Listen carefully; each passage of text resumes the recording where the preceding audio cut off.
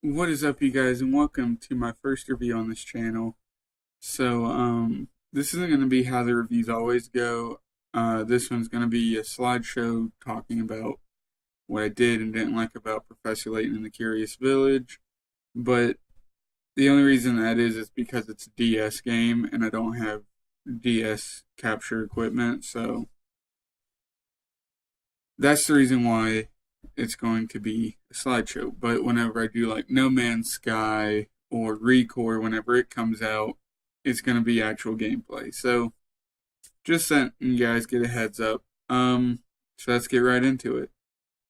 So like I said, this is Professor Layton and the Curious Village. It's a DS game, came out, forget whenever it came out, but this is going to discuss about how my reviews are going to work. So I feel like this slideshow sort of thing is going to be sort of like, it's going to be a good thing by showing you guys how I'm going to structure my reviews in the future.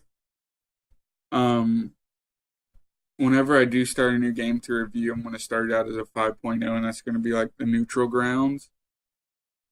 I'm going to add points, whenever I talk about the different things, like, if I were talking about No Man's Sky and I would say that it's repetitive, I would say, minus a point for that, right?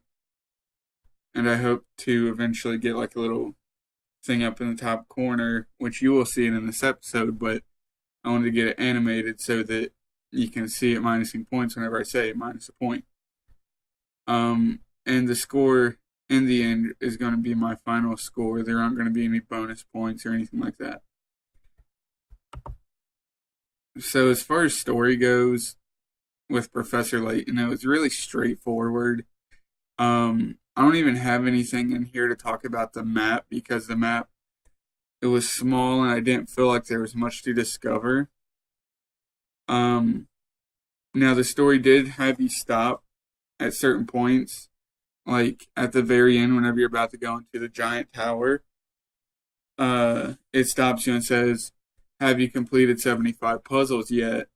And if you haven't, you have to go complete 75 puzzles and then come back. It's kind of like the doors in Super Mario 64. Have you gotten this many stars? Yes, I have. Well, then you can enter. As for the story itself, you go into the village.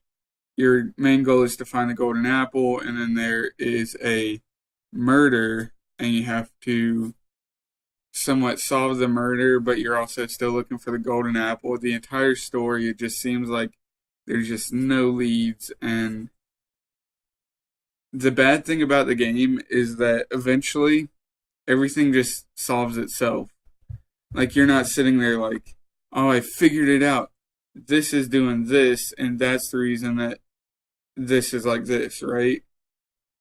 Like, it's not like Phoenix Wright Ace Attorney, where you're putting the clues together.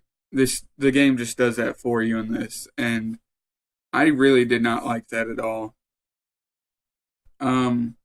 So I'm gonna take off a point for being linear and solving the cases for me, but then I added 0.5 for connecting everything in the end because that was really cool. Like, you're constantly like, why the hell is this happening? Why the hell is that happening? And then in the end, it's like, oh, I got you. But it didn't let you solve that by yourself, so I didn't really like that much. So as you can see in the top right corner, that's where score is being kept. After that last slide, we're at a 4.5. As far as gameplay goes, talking about the overworld real quick, the movement system isn't too bad. You have a little icon to move from screen to screen. Now, the only thing is that this sort of makes exploration sort of not important because it lays out everywhere that you can enter and all that. So it's not like you're moving in an open world and exploring all this, not screen by screen, and it tells you where you can enter and all that.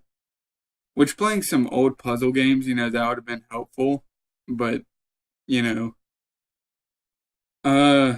as far as like the main gameplay, it's only solving puzzles. Like I said, there's no like mystery that you have to solve yourself. It solves it for you.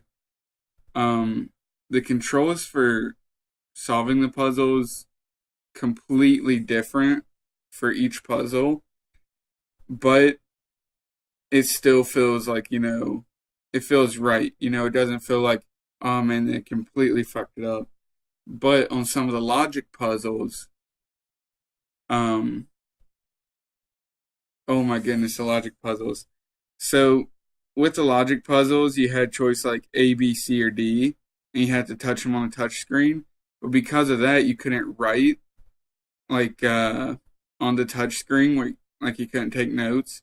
You couldn't be like, well, this person is innocent because if he wasn't innocent, then B and C would be lying, stuff like that.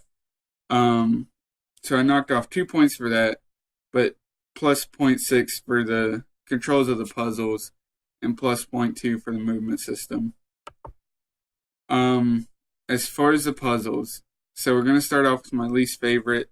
It's the puzzles where you gotta find some shape and just like this random puzzle, like this random assortment of like lines and colors and stuff.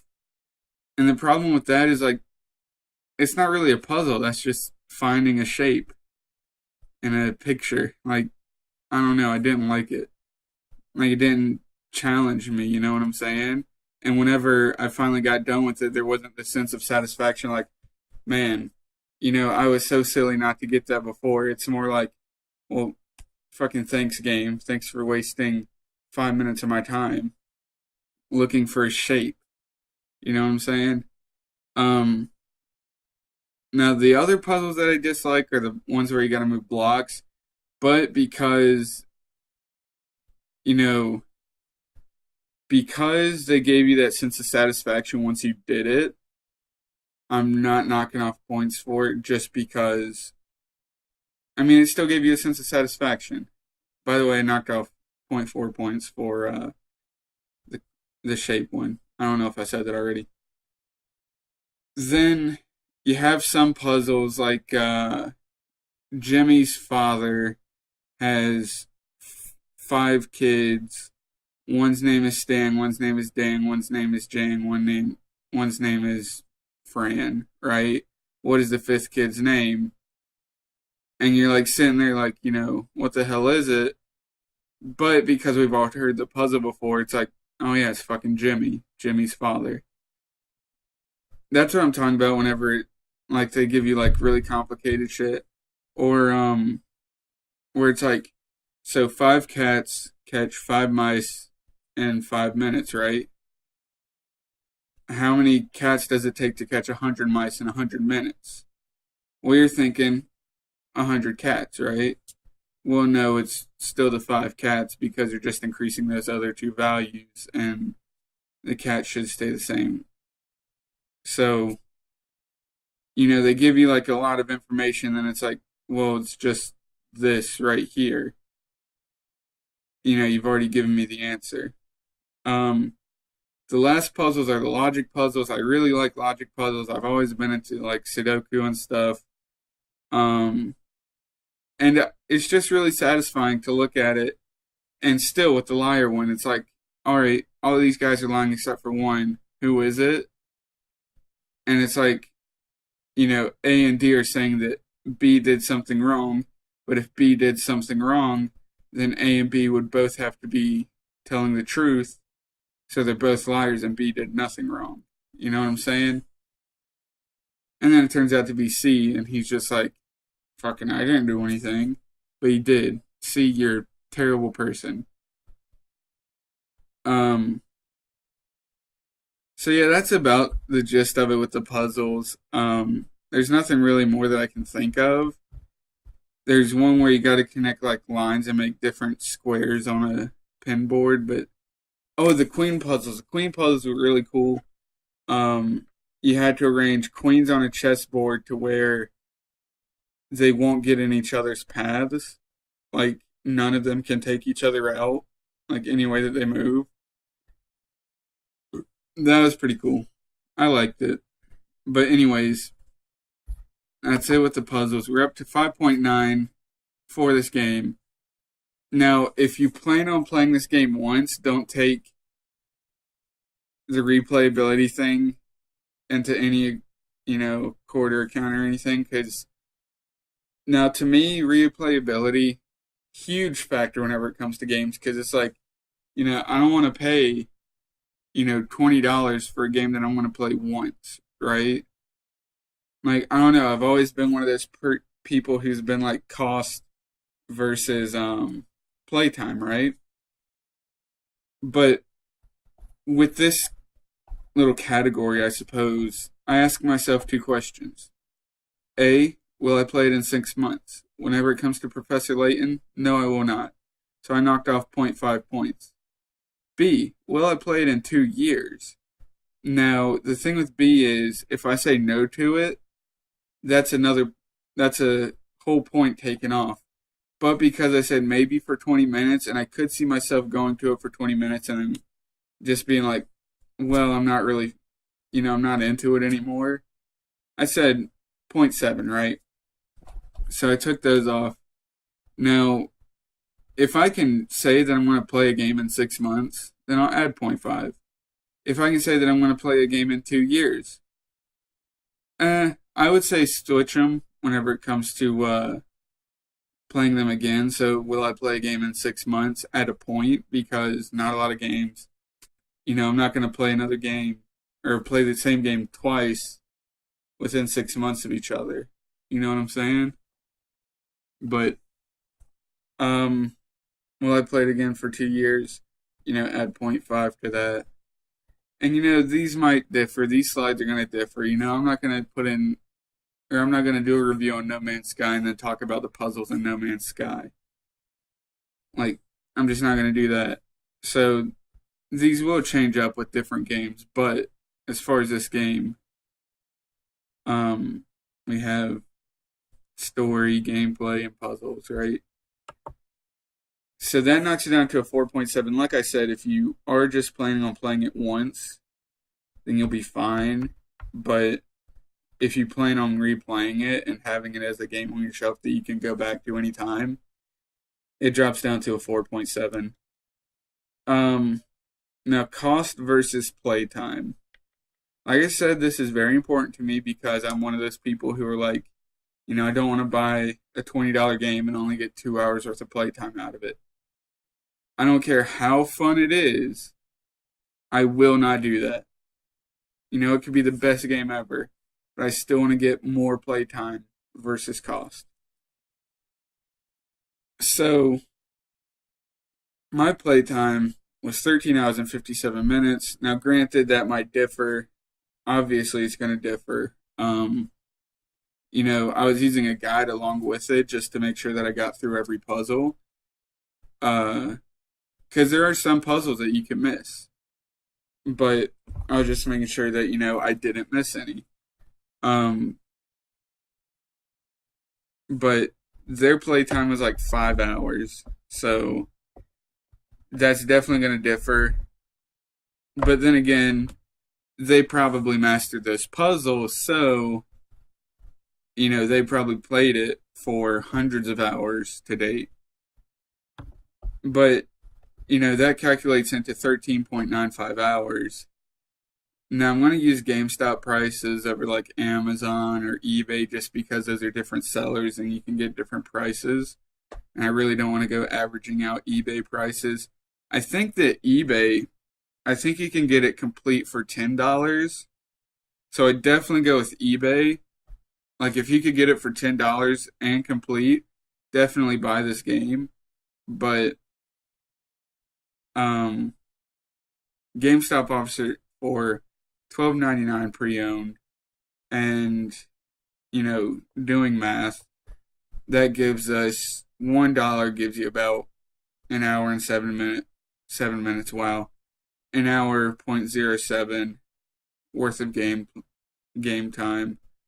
And, whenever you consider the fact that I just bought Final Fantasy X and X-2 for the PS4 for $20 from Walmart, that's not very impressive because I'm probably going to be playing those games for, I don't even know how much the average playtime is on those. I know Final Fantasy will get up into the hundreds of hours though. Um, and that's for $20. So that's what, 5 hours for $1. Yeah, that's really good. But yeah, that only gives you about 1.07 hours of playtime, so not much. Um, so I added zero point 0.1 just because it was positive, you know what I'm saying? Like just because you did get more than an hour um compared to the cost. So that comes to the final verdict, which is that Professor Layton, it was an alright game, right? Like, it was fun to me. However, because it doesn't have much replayability, the score just dropped. It dropped, what, 1.2 on that slide? Now, granted, it wasn't like, 10 something and then it dropped to like, 4.7. A game would never drop like that on this list. Like, let's say that Twilight Princess didn't have any replayability, it would only drop to like an 8.5 because Twilight Princess is a 10 out of 10 game. It would only drop to an 8.5, and then you're going to get a lot more with that replayability, or not replayability, but cost versus playtime. You're going to get positive, or you should. But final score is 4.8. And, last night whenever I was thinking about this, before I actually made this, I was thinking maybe it's a 5.6, but now that I'm seeing 4.8, yeah, I gotta agree. It's good if you're gonna play it once and then you're done. But if you plan on keeping it and replaying it, it drops. But that's it, man. 4.8. I can wholeheartedly agree with this. I mean, obviously I made it, but, throughout the presentation I was, adding values and subtracting values, and it didn't seem like, what do you call that? I can't think right now, I'm sorry. It didn't seem very structured with my scoring system. However, like, let's say that I was doing No Man's Sky, I'm not going to add like a small value like 0.4 or 0.6 for the for the exploration, right? I'm going to add like a 1.5 because the exploration stands out in this game. Nothing stood out in this game. And I feel like, that's why I got such a low score. And, on my scoring system, this is a negative game. Would I recommend it for $12.99? Oh, that should be another slide altogether. Whenever I start making these reviews more legit. Because I'm probably still going to use a slideshow, but give you gameplay instead. But would I recommend it for $12.99? I'm going to say no. For $10? Complete, yes. Not complete, no. Altogether, I think that this is like a $6, $7 game. It's not worth $12.99. But yeah, you guys, tell me what you think about the whole scoring system, everything about this. Tell me if you like Professor Layton. And like I keep saying, I enjoyed it for what it is, but like, this doesn't stand a chance against, any of the other games on my shelf. I mean, it just doesn't. But yeah, this is going to wrap things up. I really hope you guys enjoyed it. Uh, I hope you guys enjoyed watching it as much as I enjoyed making it. I really do like making reviews. I really like having my opinion out there. And I hope that it helps some of you. I don't know how positive the other reviews for this game are, but yeah, I don't know what else to say other than my usual outro. I will see you guys on the next one. Have a good one. The next one might be a ReCore unboxing. It depends on how I feel about using my phone as a camera. I don't know. I really want to get like a legit camera, but I'm poor. Huh. So, I'm sorry, I ramble a lot. I'll see you guys on the next one. Peace out.